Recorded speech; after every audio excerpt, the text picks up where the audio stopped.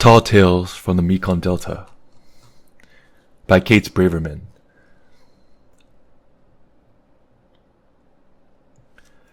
It was the 5th month of her sobriety. It was after the hospital. It was after her divorce. It was autumn. She had even stopped smoking. She was wearing pink aerobic pants, a pink t-shirt with kawaii written in lilac across the chest, and tennis shoes. She had just come from the gym. Her black hair was damp. She was wearing a pink sweatband around her forehead. She was walking across the parking lot bordering a city park in West Hollywood. She was carrying cookies for the AA meeting. She was in charge of bringing the food for the meeting. He fell into step with her. He was short, fat, pale. He had bad teeth. His hair was dirty. Later, she would freeze this frame in her mind and study it. She would say he seemed frightened and defeated and trapped.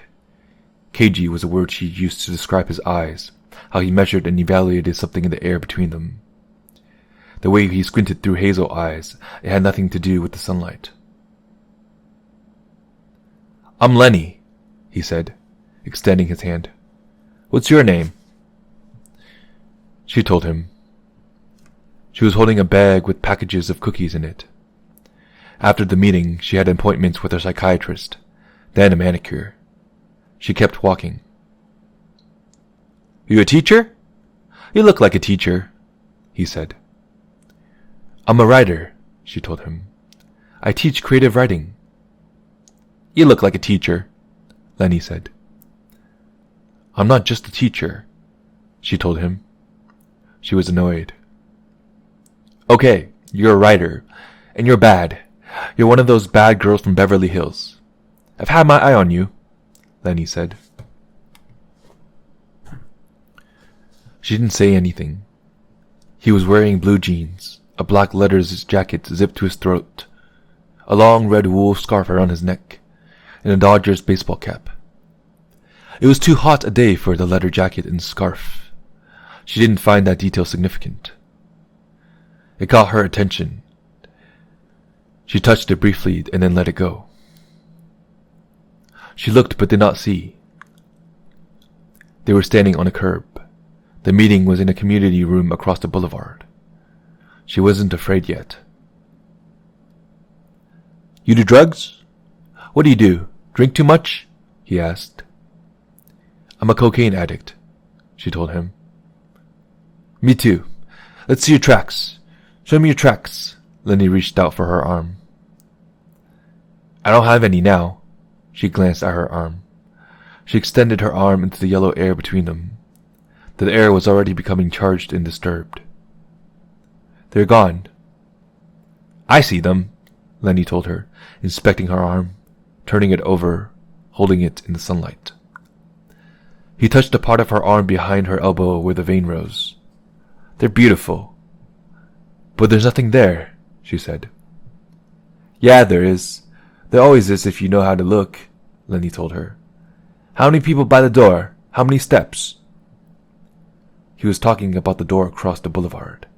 His back was turned. She didn't know. "4 steps, Lenny said. 9 people. 4 women. 1 old man. I look. I see." She was counting the people on the steps in front of the meeting. She didn't say anything. "Let's get coffee later. That's what you do, right? You can't get a drink? You go out for coffee?" Lenny was studying her face. "I don't think so," she said. "You don't think so? Come on, I'll buy you coffee. You can explain AA to me. You like that Italian shit, the French shit, the little cups?" Lenny was staring at her. "No, thank you. I'm sorry," she said. He was short and fat and sweating. He looked like he was laughing at her with his eyes. "You're sorry? I'll show you sorry. Listen, I know what you want. You're one of those smart-ass teachers from Beverly Hills," Lenny said. "Right," she said. She didn't know why she bothered talking to him. "You want to get in over your head. You want to see what's on the other side. I'll show you. I'll take you there. It'll be the ride of your life, Lenny said. Goodbye, she answered. Lenny was at her noon meeting the next day.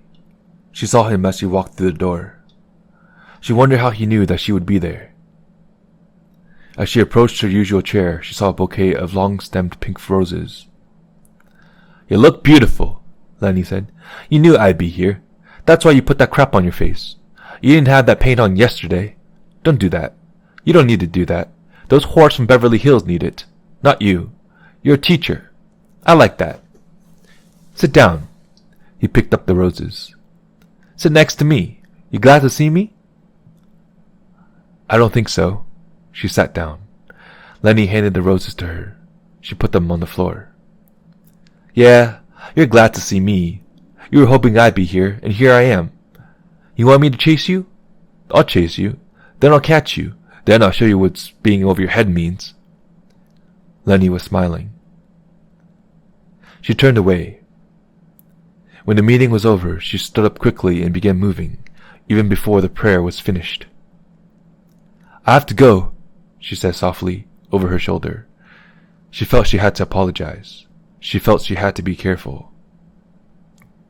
You don't have to go, Lenny said. He caught up with her on the steps. Yeah, don't look surprised. Lenny's fast. Real fast. And you're lying. Don't ever lie to me. You think I'm stupid? Yeah. You think Lenny's stupid.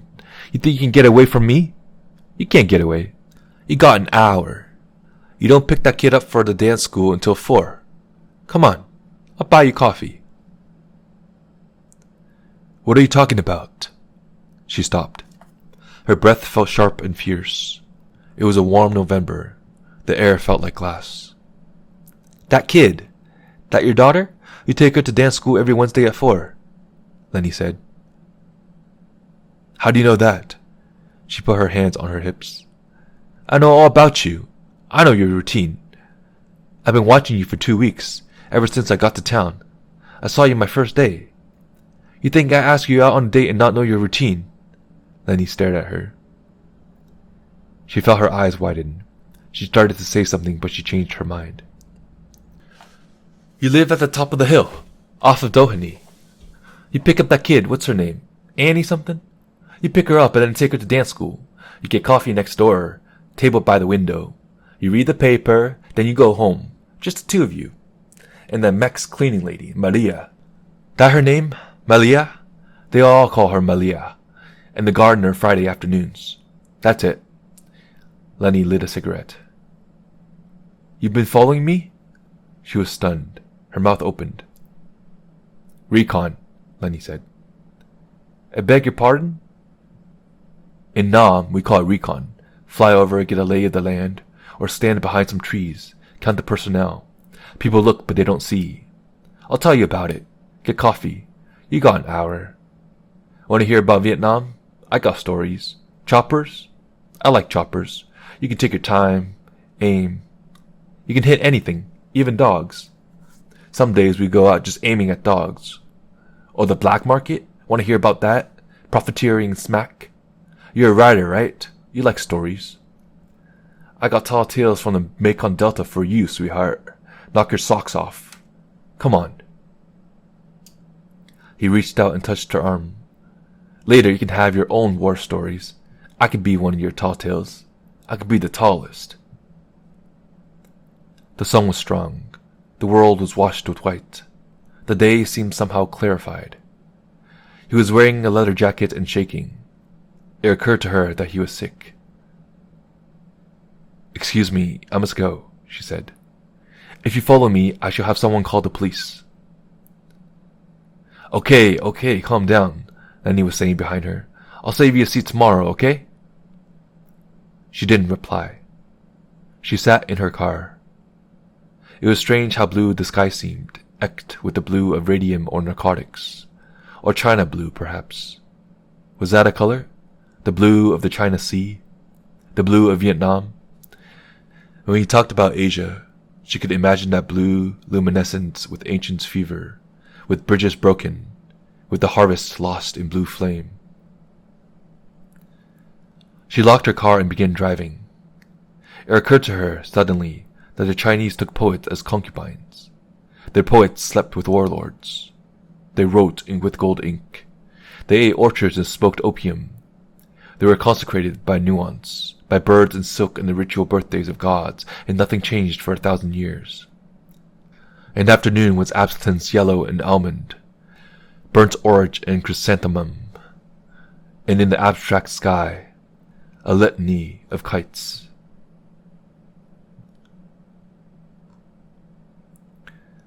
She felt herself look for him as she walked into the meeting the next day at noon. The meeting was in the basement of a church. The room was dark and cool. There were long tables in the center of the room. Lenny was standing near the coffee pot with his back to the wall. He was holding 2 cups of coffee as if he was expecting her. He handed one to her. "I got seats," he said. He motioned for her to follow. She followed. He pointed to a chair. She sat in it. An older woman was standing at the podium, telling the story of her life. Lenny was wearing a white warm-up suit with a green neon stripe down the side of his pants and the arms of the jacket. He was wearing a baseball cap. His face seemed younger and tanner than she had remembered. "Like how I look? I look like a lawyer on his way to tennis, right? I even got a tan. Fit right in. Charmeleon Lenny. The best, too." He lit a cigarette. He held out the pack to her. She shook her head. No. She was staring at the cigarettes in his mouth, in his fingers. She could lean her head closer, part her lips, take just one puff. "I got something to show you," Lenny said. The meeting was over. The older woman had finished telling her story. At the long tables they were clapping. The older woman had blonde hair pulled into a tight bun and large pearl earrings. She was wearing a suit and blue shoes. She did not look like she ever had a problem with drugs or alcohol or anything else. They were walking up the stairs from the basement of the church. The sun was strong. She blinked in the light. It was the yellow of a hot autumn, a yellow that seemed amplified and redeemed. She glanced at her watch. "Don't do that," Lenny said. He was touching the small of her back with his hand. He was helping her walk. "What? Look at that fucking watch all the time. Take it off," Lenny said. "My watch?" She was looking at her wrist as if she had never seen it before. "Give it here. Come on." Lenny put his hand out. He motioned with his fingers. She placed her watch in the palm of his hand. "That's a good girl," Lenny was saying. "You don't need it. You don't have to know what time it is. You're with me. Don't you get it? You're hungry, I feed you. You're tired, I find a hotel. You're in a structured environment now. You're protected. I protect you. It doesn't matter what time it is." He put a watch in his pocket. "Forget it. I'll buy you a new one. A better one. That was junk. I was embarrassed for you to wear junk like that. Want a Rolex?" "You can't afford a Rolex," she said. She felt intelligent. She looked into his face. "I got a drawer full," Lenny told her. "I got all the colors. Red, black, gold." "Where?" She studied his face. They were walking on a side street in Hollywood. The air was a pale blue, bleeding into the horizon, taking the sky. "In the bank," Lenny said. "In the safety deposit with everything else. All the cash that isn't buried." Lenny smiled. "What else?" She put her hands on her hips. "Let's go for a ride," Lenny said. They were standing at the curb. They were 2 blocks from the church. A motorcycle was parked there. Lenny took out a key. "Get on," he said. "I don't want to get on the motorcycle." She was afraid. "Yes, you do," Lenny told her. "No, I don't." "Sit down on it. Wrap your arms around me. Just lean into me, nothing else. You'll like it. You'll be surprised. It's a beautiful day. It looks like Hong Kong today. Want to go to the beach? Want lunch? I know a place in Malibu. You like seafood? Crab? Scampi? Watch the waves? Lenny was doing something to the motorcycle. He looked at her face. No, she said. How about Italian? I got a place near the marina.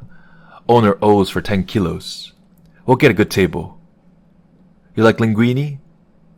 Lenny sat down on their motorcycle. She shook her head. No. Okay, you're not hungry. You're skinny.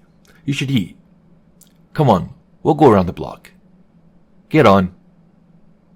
Once around the block and I'll bring you back to the church. Lenny reached out his hand through the warm white air. She looked at his hand and how the air seemed blue near his fingers. It's simply a blue glaze, she was thinking, and the sides are a kind of blue gauze, taping the wound of the world. In Malibu, in Hilo, in the China Sea, forms of blue, confusion and remorse, a dancing dress, a daughter with a mouth precisely your own, and it's done, all of it. Somewhere it was carnival night in the blue wash of a village on the China Sea. On the river, boats passed with low-slung antique masts, sliding silently to the blue of the ocean, to the inverted delta where the horizon concluded itself in a rapture of orchard and pewter. That's what she was thinking when she took his hand.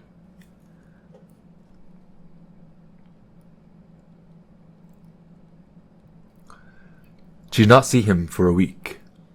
She changed her meeting schedule. She went to women's meetings in the Pacific Palisades in the valley. She went to meetings she had never been to before. She trembled when she thought about him. She stopped her car at a red light. It occurred to her that it was an early afternoon in late autumn, in her 38th year, and she could explain everything. Someone stands on a balcony counting red camellias in terracotta pots. Someone smiles at the camera. Someone else jumps. That is all. Then she found herself driving to the community center. The meeting was over. There was no one left on the street. Just one man sitting alone on the front steps, smoking. He looked up at her and smiled. I was expecting you, Lenny said. I told you. You can't get away from me. She could feel his eyes on her face, the way she had learned to feel lamplight on her skin when she lived with a painter. When she had learned to perceive light as an entity. She began to cry. Don't cry, Lenny said, his voice soft. I can't stand you crying. Let's make up. I'll buy you dinner. I can't. She didn't look at him. Yeah, you can. I'll take you someplace good. Spago? You like those little pizzas with the duck and shit? Lobster? You want the Palm? The Rangoon Racket Club? Yeah, don't look so surprised. I know the places. I make deals in all those places. What did you think? She could feel his eyes on her skin. She didn't say anything. They were walking across the parking lot. She looked at the houses beyond the fence, and it seemed to her that the landscape was somehow redundant and impermanent. The late autumn made everything ache. Later, it would be worse. At dusk, with the subtle irritation of lamps. Yeah, I know what you think. You think Lenny looks like he just crawled out from a rock. This is a disguise. Blue jeans, sneakers. I fit right in.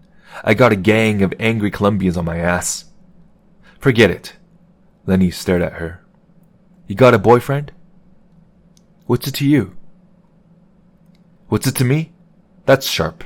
I want to date you. I probably want to marry you. You got a boyfriend. I gotta hurt him. Lenny smiled. I can't believe you said that. She put her hands on her hips. You got a boyfriend? I'm going to cut off his arm and beat him with it. Here, look at this. He was bending over and removing something from his sock. He held it in the palm of his hand. Know what this is? Lenny asked. She shook her head. No. It's a knife, sweetheart, Lenny said. She could see that now, even before he opened it. A push-button knife. Lenny was reaching behind to his back. He was pulling out something from behind his belt, under his shirt.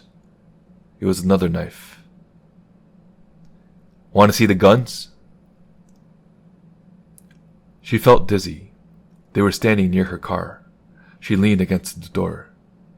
It was hot. It was early in December. The Santa Anas had been blowing. She felt that it had been exceptionally warm for months. Don't get in the car, Lenny said. I can't take it when you leave. Stay near me. Just let me breathe the same air as you. I love you. You don't even know me, she said. But you know me. You've been dreaming me. I'm your ticket to the other side, remember? Lenny had put his knives away. Want to hear more Nam stories? How we ran smack into Honolulu? You're like this. You like the dope stories. You want to get loaded? She shook her head. No. You kidding me? You don't want to get high? Lenny smiled. I like being sober, she said. Sure, Lenny said.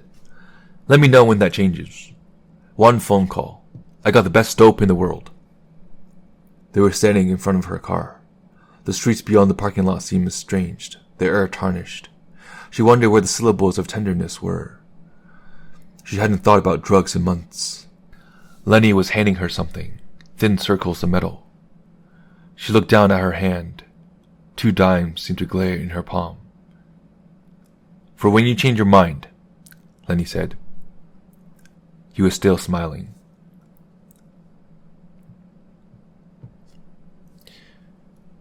They were sitting on the grass of a public park after a meeting. Lenny was wearing Bermuda shorts and a green t-shirt that said Cancun. They were sitting in a corner of the park with a stucco wall behind them.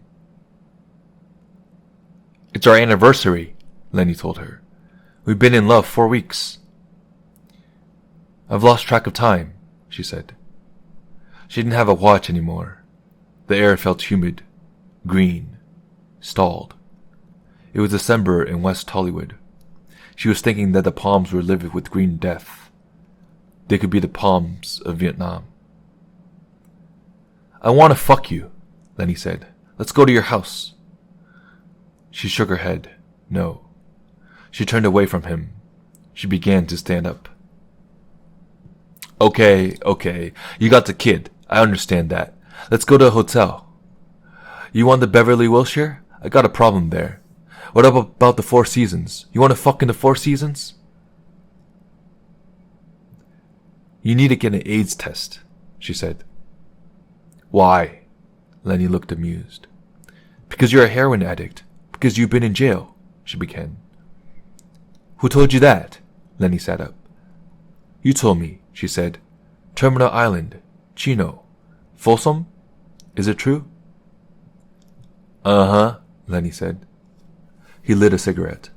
5 years in Folsom, consecutive, 60 months. I topped out.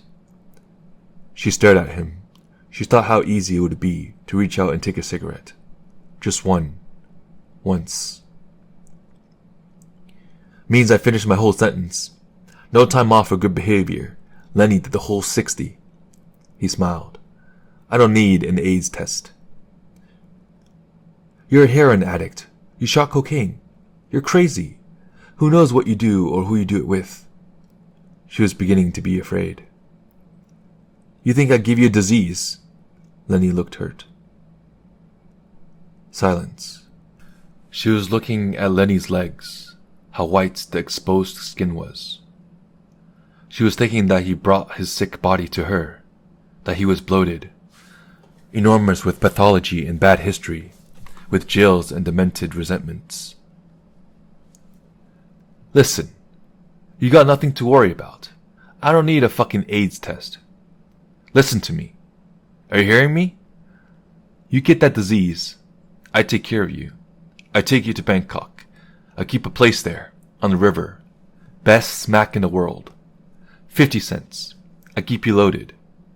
You'll never suffer. You start hurting, I'll take you out. I'll kill you myself. With my own hands. I promise, Lenny said. Silence. She was thinking that he must be drawn to her vast emptiness. Could he sense that she was aching and hot and always listening? Always there's a garish carnival across the boulevard. We are born, we sleep and eat, conspire and mourn, a birth, a betrayal, an exertion to the harbor, and it's done. All of it. Done. Come here. Lenny extended his arm. Come here. You're like a child. Don't be afraid. I want to give you something. She moved her body closer to his. There are blue enormities, she was thinking, horizons and boulevards. Somewhere, there are blue rocks and they burn. Close your eyes, Lenny said. Open your mouth. She closed her eyes. She opened her mouth. There was something pressing against her lip. Perhaps it was a flower. Close your mouth and breathe, Lenny said. It was a cigarette. She felt the smoke in her lungs. It had been 6 months since she smoked. Her hand began to tremble. There, Lenny was saying. You need to smoke. I can tell. It's okay. You can't give up everything at once. Here. Share it. Give me a hit. They smoked quietly. They passed the cigarettes back and forth. She was thinking that she was like a sacked capital. Nothing worked in her plazas. The palm trees were on fire. The air was smoky and blue. No one seemed to notice. Sit on my lap. Come on. Sit down. Closer. On my lap, Lenny was saying. Good. Yeah. Good. I'm not going to bite you. I love you. Want to get married? Want to have a baby? Closer. Let me kiss you. You don't do anything. Let me do it. Now your arms. Yeah. Around my neck. Tighter. Tighter. You worried? You got nothing to worry about. You get sick, I keep you whacked on smack. Then I kill you. So what are you worried for? Closer. Yeah. Want to hear about R&R in Bangkok? Want to hear about what you get for $100 from the river? You'll like this. Lean right up against me. Yeah. Close your eyes.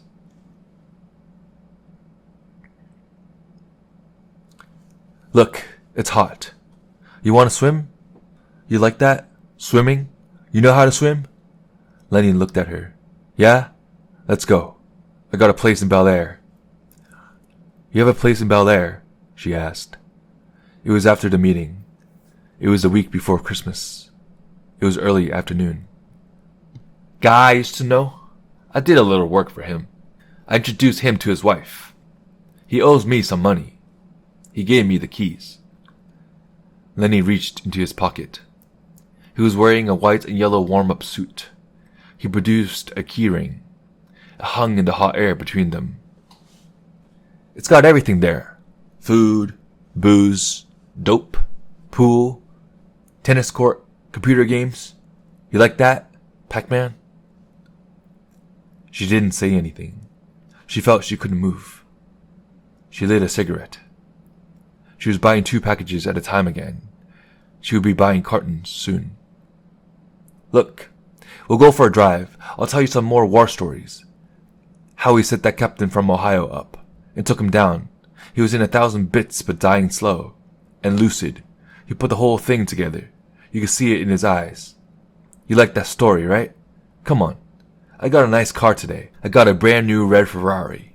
Want to see it? Just take a look. One look. It's at the curb. Give me your hand. Lenny reached out for her hand. She could remember being a child. It was a child's game in a child's afternoon, before time or distance were factors. When you were told you couldn't move or couldn't see, and for those moments you are paralyzed or blind, you freeze in place.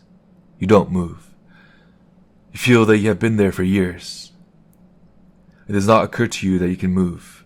It does not occur to you that you can break the rules. The world is a collection of absolutes and spells. You know words have a power. You are entranced. The world is a soft blue. There. See? I'm not crazy. A red Ferrari, 140 grand. Get in. We'll go around the block. Sit down.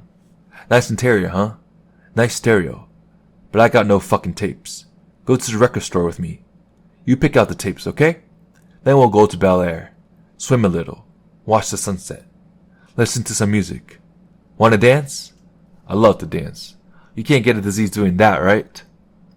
Lenny was holding the car door open for her. She sat down. The ground seemed enormous. It seemed to leap up at her face. Yeah, I'm a good driver. Lean back. Relax. I used to drive for a living, Lenny told her. What did you drive? A bus? She smiled. A bus. That's sharp. You're sharp.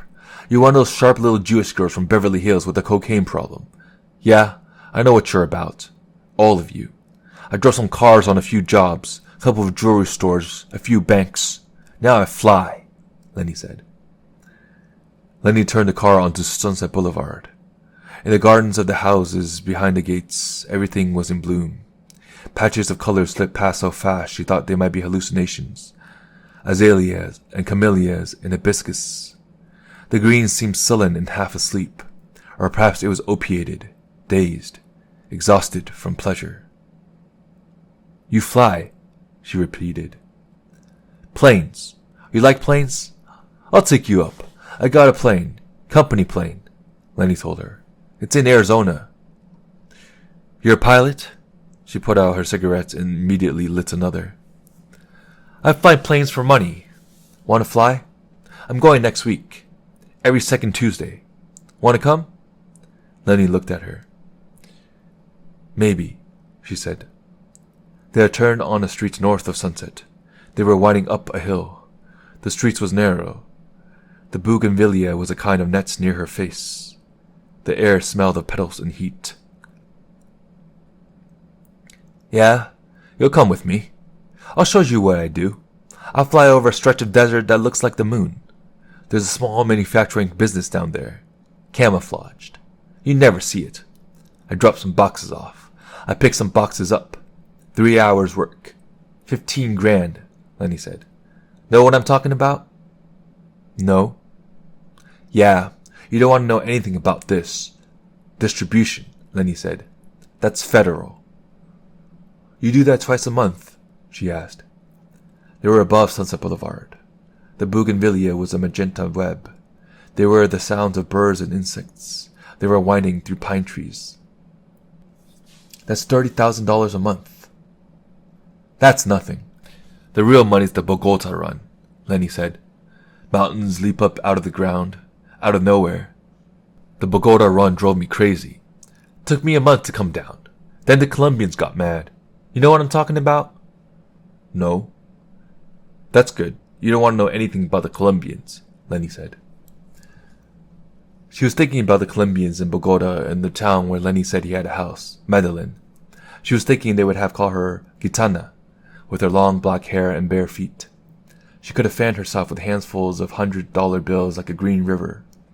She could have borne sons for men crossing borders, searching for the definitive run, the one you don't return from. She would dance in bars in the permanently hot nights. They would say she was intoxicated with grief and dead husbands. Sadness made her dance. When she thought about this, she laughed. The driveway seemed sudden and steep. They were approaching a walled villa. An iron gate went across the driveway.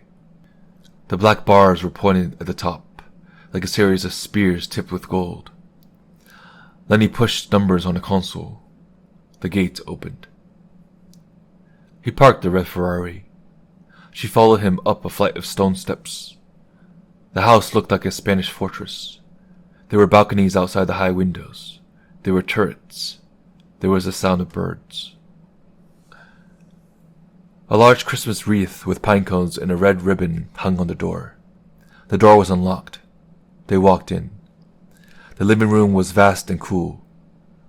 The floor was tile. They were walking on an oriental silk carpet, past the piano, a fireplace, a bar. There were ceiling-high glass cabinets in which Chinese artifacts were displayed, vases and bowls and carvings. They were walking through a library, then a room with a huge television, stereo equipment, a pool table. She followed him out a side door. The pool was built on the edge of the hill. The city below seemed like a sketch for a village, something not quite formed beneath the greenery. Pink and yellow roses had been planted around two sides of the pool. There were beds of azaleas with ferns between them, and red camellias, yellow lilies, white daisies, and bird of paradise. "Time to swim," Lenny said. She was standing near the pool, motionless. "We don't have suits," she said. "Don't tell nobody, okay?" Lenny was pulling his shirt over his head. He stared at her, a cigarette in his mouth. "It's private. It's walled. Just a cliff out here. And Bernie and Phyllis aren't coming back. Come on, take off your clothes. What are you, scared? You're like a child. Come here. I'll help you. Daddy'll help you. Just stand near me. Here. See? Over your head. Over baby's head. Did that hurt? What's that? One of those goddamn French jobs with the hooks in front? You do it. What are you looking at? I put on a few pounds, okay? I'm a little out of shape. I need some weights. I got to buy some weights. What are you, skinny? You're so skinny. You one of those vomiters? I'm not gonna bite. Come here. Reach down. Take off my necklace. Unlock the chain. Yeah. Good. Now we swim. The water felt strange and icy. It was nothing like she expected. There were shadows on the far side of the pool. The shadows were hideous. There was nothing ambiguous about them. The water beneath the shadows looked remote and troubled and green. It looked contaminated. The more she swam, the more the infected blue particles clustered on her skin. There would be no way to remove them. I have to leave, she said. The sun was going down. It was an unusual sunset for Los Angeles, red and protracted. Clouds formed islands in the red sky. The sprinklers came on. The air smelled damp and green like a forest. There were pine trees beyond the rose garden. She thought of the smell of camp at nightfall when she was a child. What are you, crazy? You kidding me? I want to take you out, Lenny said. He got out of the pool. He wrapped the towel around his waist. Then he wrapped the towel around her shoulders. Don't just stand there. Dry off. Come on. You'll get sick. Dry yourself. He lit a cigarette for her. You want to get dressed up, right? I know you skinny broads from Beverly Hills. You want to get dressed up. Look, let me show you something. You'll like it. I know. Come on. He put out his hand for her. She took it. They were walking up a marble stairway to the bedroom. The bedroom windows opened onto a tile balcony. Red camellias were planted in terracotta pots. They were walking into a huge dressing room. A sunken tub was in the bathroom. Everything was black marble. The faucets were gold. There were gold chandeliers hanging above them. Every wall had mirrors bordered by bulbs in gold. Lenny was standing in front of a closet. Pick something out. Go on. Walk in. Pink. You like pink? No. You like it darker? Yeah. Keep walking. Closet big as a tennis court. They got no taste, right? Looks like Vegas, right? You like red? No. Black. That's you. Here. Black silk. Lenny came out of the closet. He was holding an evening gown. This your size? All you skinny broads wear the same size. Lenny handed the dress to her. He stretched out on the bed. Yeah. Let go of the towel. That's right. Only slower. He was watching her. He lit a cigarette. His towel had come apart. He was holding something near his lap. It was a jewelry box. After you put on that crap on your face, the paint, the lipstick, we'll pick out a little something nice for you. Phyllis won't need it. She's not coming back. Yeah, Lenny laughed. Bernie and Phyllis are entertaining the Colombians by now. Give those boys from the jungle something to chew on. Don't look like that. You like diamonds? I know you like diamonds. Lenny was stretched out on the bed. The bed belonged to Bernie and Phyllis, but they weren't coming back. Lenny was holding a diamond necklace out to her. She wanted it more than she could remember wanting anything. I'll put it on you. Come here. Sit down. I won't touch you. Not unless you ask me. I can see you're all dressed up. Just sit near me. I'll do the clasp for you, Lenny offered. She sat down. She could feel the stones around her throat. Cool. Individual. Like the essence of something that lives in the night. Or something more ancient. Part of the fabric of the night itself. Now you kiss me. Come on. You want to. I can tell. Kiss me. Know what this costs? Lenny touched the necklace at her throat with his fingertips. He studied the stones. He left his fingers on their throat. 60, 70 grand maybe. You can kiss me now. She turned her face toward him. She opened her lips. Outside, the Santa Ana winds were startling, howling as if from a mouth. The air smelled of scorched lemons and oranges, of something delirious and intoxicated. When she closed her eyes, everything was blue.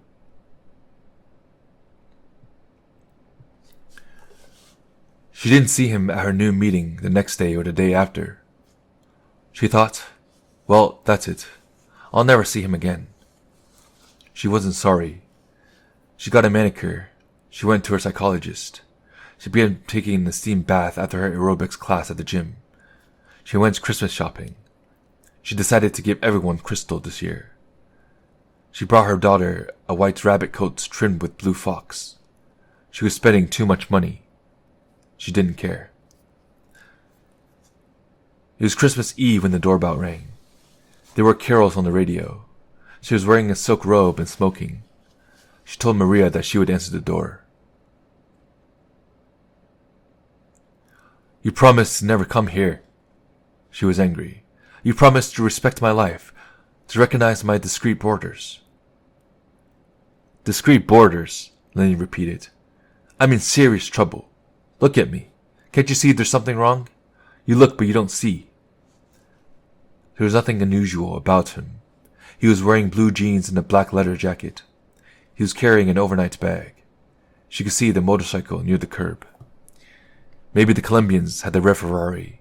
Maybe they were chewing on that now. She didn't ask him in. This is it, Lenny was saying. He brushed past her and walked into the living room. He was talking quickly. It would be months before she realized that his eyes and speech were wild from drugs. He was telling her what had happened in the desert, what the Colombians had done. She felt like she was being electrocuted, that her hair was standing on end. It occurred to her that it was a sensation so singular that she might come to enjoy it. There were small blue wounded sounds in the room now. She wondered if they were coming from her. I disappeared in about 5 minutes. Lenny looked at her. You coming? She thought about it. What she actually thought of in this moment was how Lenny had taken her to a restaurant. How she had started to translate the menu for him. How surprised she had been at his French. You don't get it, do you? Lenny had laughed. Saigon was a French city. You did business in French. You think Lenny crawled out from a rock? Yeah. I could tell you stories and knock your socks off. Saigon. The women with their white parasols by the river. You Beverly Hill whores. You don't know. I can't come. No, she said finally. I have a child. We take her, Lenny offered. She shook her head. No. The room was going dark at the edges, she noticed. Like a field of blue asters, perhaps. Or the ice when the sun strikes it. And how curious the blue becomes when clouds cross the sun. When the blue becomes broken, tawdry, I had plans for you. I was going to introduce you to some people. I should have met you 15 years ago. I could have retired. Get me some ice, Lenny said. Let's have a drink. We're in AA. Are you crazy? She was annoyed.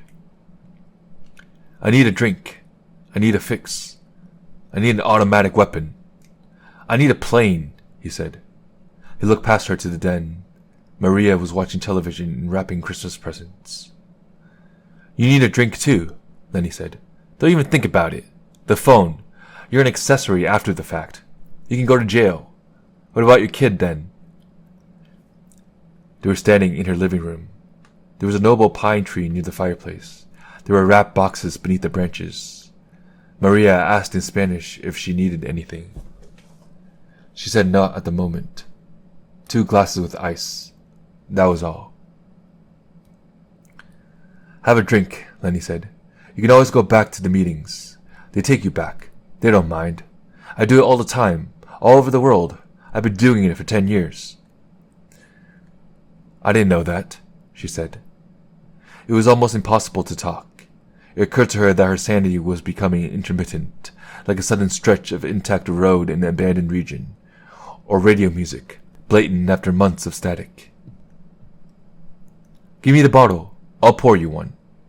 Don't look like that. You look like you're going down for the count. Here. Lenny handed the glass to her. She could smell the vodka. Open your mouth, goddammit. She opened her mouth. She took a sip. Then she lit a cigarette. Wash the glass when I leave, Lenny said. They can't prove shit. You don't know me.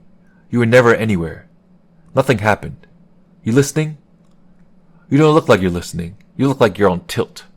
Come on, baby. Listen to Daddy. That's good. Take another sip. She took another sip. Lenny was standing near the door. You're getting off easy, you know that? I ran out of time. I had plans for you, he was saying. He was opening the door. Some ride, huh? Did Daddy do like you said? Get you to the other side? You catch a glimpse? See what's there? I think you're starting to see. Can't say Lenny lied to you, right? She took another sip. Right, she agreed. When this glass was finished, she would pour another. When the bottle was empty, she would buy another. Lenny closed the door. The knights stayed outside. She was surprised. She opened her mouth, but no sound came out. Instead, blue things flew in. Pieces of glass or tin, or necklaces of blue diamonds, perhaps. The air was the blue of a pool where there are shadows. When clouds cross the turquoise surface, when you suspect something contagious is leaking, something camouflaged and disrupted. There is only this infected blue enormity elongating defiantly. The blue that knows you and where you live, and it's never going to forget.